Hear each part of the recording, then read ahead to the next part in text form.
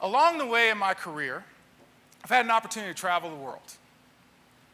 And I take that experience of growing up in this little small town with all of these different dynamics in my world, and I kind of look at it and go, it kind of can't get any worse than that.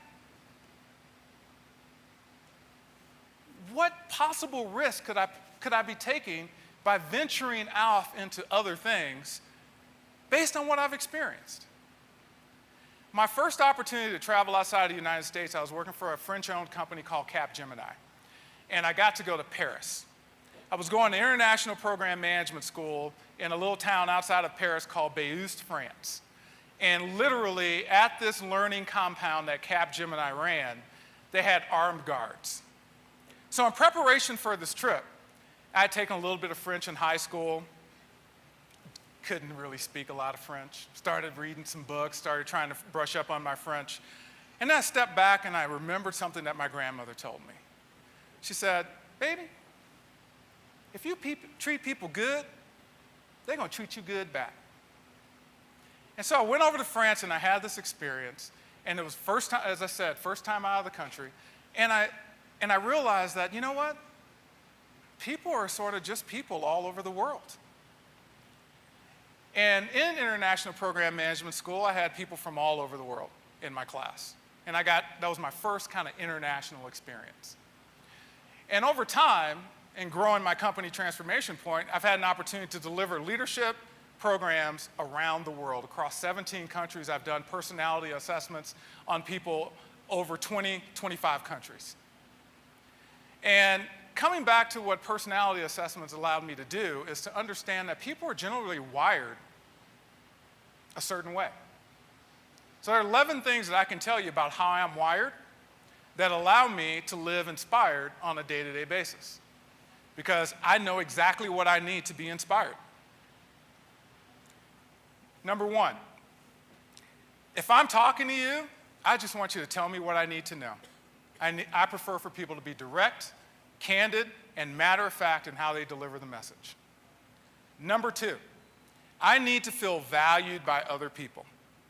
So in other words, the genuine appreciation of others.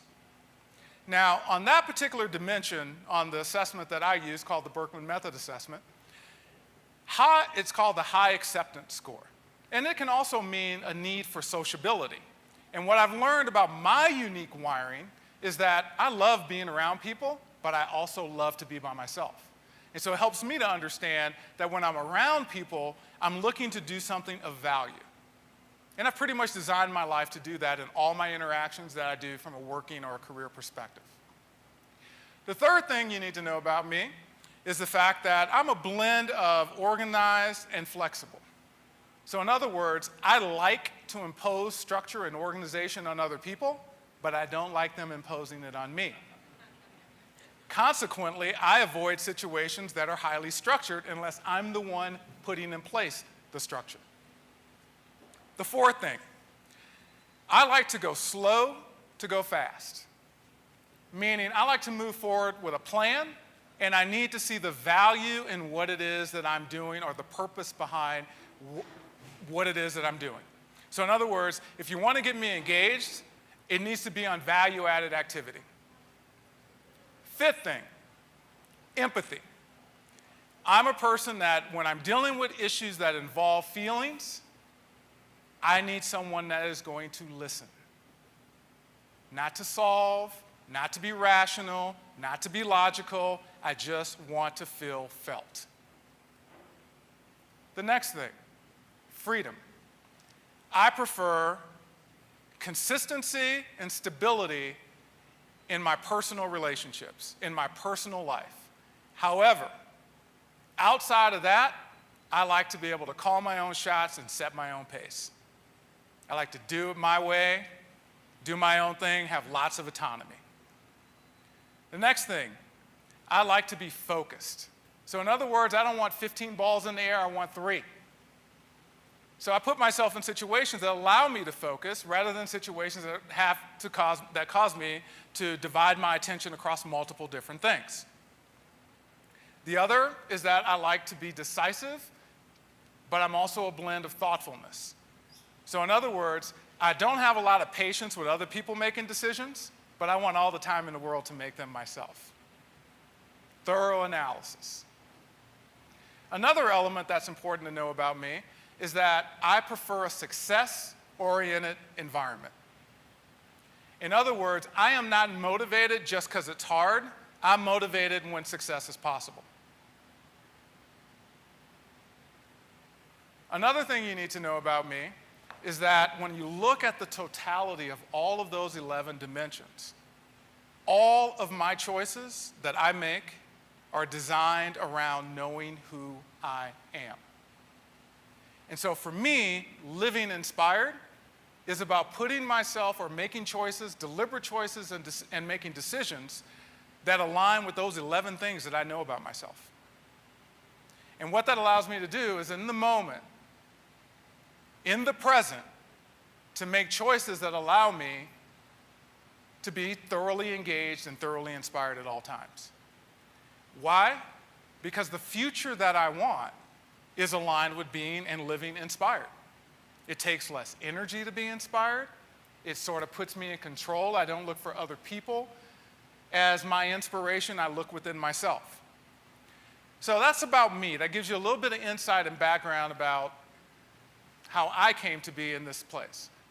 In the relationships that we have in our lives, professionally and personally, the thing we have to understand is that they're not broke, therefore they don't need to be fixed.